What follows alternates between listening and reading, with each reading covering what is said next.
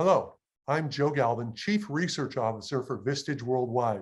Welcome to the Vistage Coaching Spotlight, a video series dedicated to exploring the challenges and opportunities facing CEOs and leaders around the globe.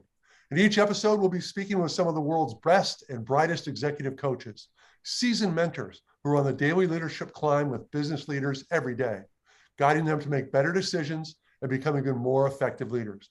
Today, we're speaking with Vistage Chair Tony Lewis about the challenges faced by small and mid-sized business CEOs, and more importantly, what they're doing about it in response. Tony chairs Vistage leadership groups in Kansas City. He has a long and distinguished leadership career, beginning as an active duty pilot in the U.S. Air Force, while moving up the ranks to Brigadier General through the Air Force Reserves for 31 years. In private life, he was president and CEO of ConAgra. Welcome, Tony. It's a pleasure to have you with us on the CEO Coaching Spotlight. Thanks for having me. Well, Tony, you've had some really impressive leadership roles. Can you tell us a little bit about your leadership climb and what you've learned along the way? You know, it's been a long road, and I don't believe that leadership is something you're born with. I think leadership is something that is developed by experiences, by your ability to learn things, by your ability to fail and then learn again. And leadership is a journey. It never ends. So, Tony, you work with small and mid-sized business CEOs and leaders every day. What's top of mind for them right now? I think there's two things that's top of mind right now. Number one is culture. Many of our CEOs now are of much younger age. And culture, as somebody put it, I believe, in a famous quote, was that culture eats strategy for breakfast.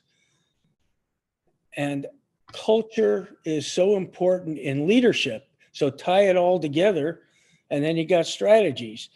And leadership is that journey that creates purpose, that creates that ability of a leader to inspire people to follow them. You know, culture, Tony, was really important before the pandemic, and we've all learned through the pandemic and now how it's even more important and how it's, stressed by the hybrid work environment. As I said, you work with CEOs. What do you see the smart CEOs are doing about bringing culture to life in this new workplace dynamic we're all trying to figure out? They do it in different ways, but it has to start with the people. What's the old saying? One bad apple can spoil the apple crate. It really has to do with people. And we like to take a positive slant on people, and that is, do they have a positive attitude? Are they willing to learn? Are they willing then to take what they learned, put it into practice? And then are willing to be accountable for it? But it all starts with that positive mindset. Well, Tony, you mentioned how important people are, and everybody's hiring and retention's become a big issue. Can you really afford to let someone go who might be that bad apple in today's environment where it's going to take longer and cost more to replace them? What I hear from CEOs and business owners, whether they be bigger companies or smaller companies, is I can't afford not to let them go. It costs more to keep them because other people will be poisoned or not inspired or just come to work. As an example, I've coached hundreds and hundreds of CEOs over the years. And as this new generation of CEOs comes into the ownership category of businesses, they are inspired, they inspire other people, and they are not tolerating somebody who doesn't fit the culture. And that culture is created with three group dynamic points. Number one is the shared purpose. They have to be clear about their shared purpose. Clear, concise, and get everybody to understand what that is, because if they don't, they won't follow. Number two, they have shared risk. And it's not this new workforce, it's the shared risk that none of us will fail, that we're all in this together. And number three is we have shared accountability. And shared accountability means that we're really here for a sense of purpose, as I said earlier, and it has little to do with the external incentives to be gained, although they have to be competitive with pay, and they are. And you get good people, they will pay you dividends no matter what the pay scale is.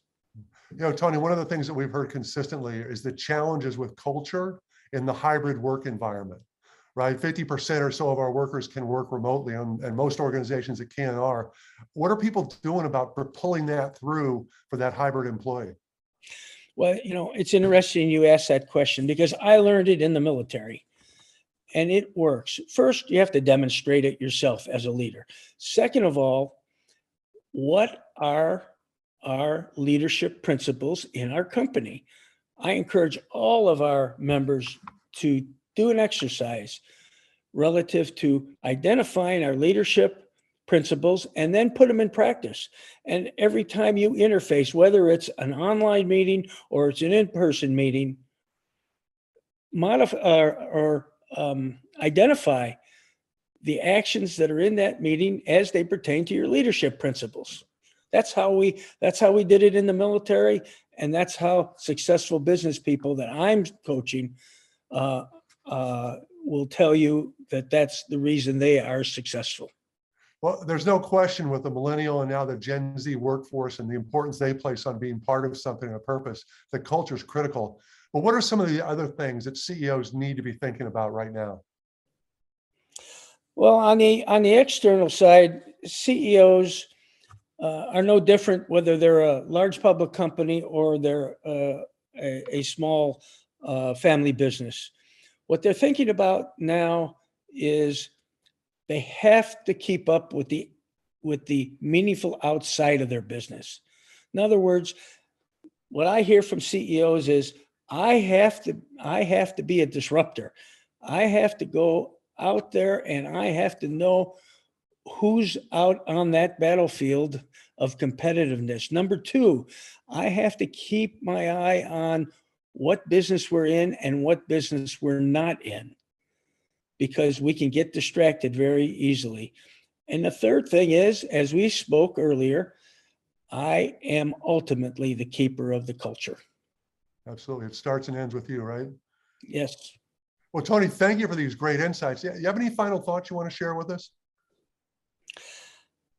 I think if I could share one thing, it would be that it's okay to fail.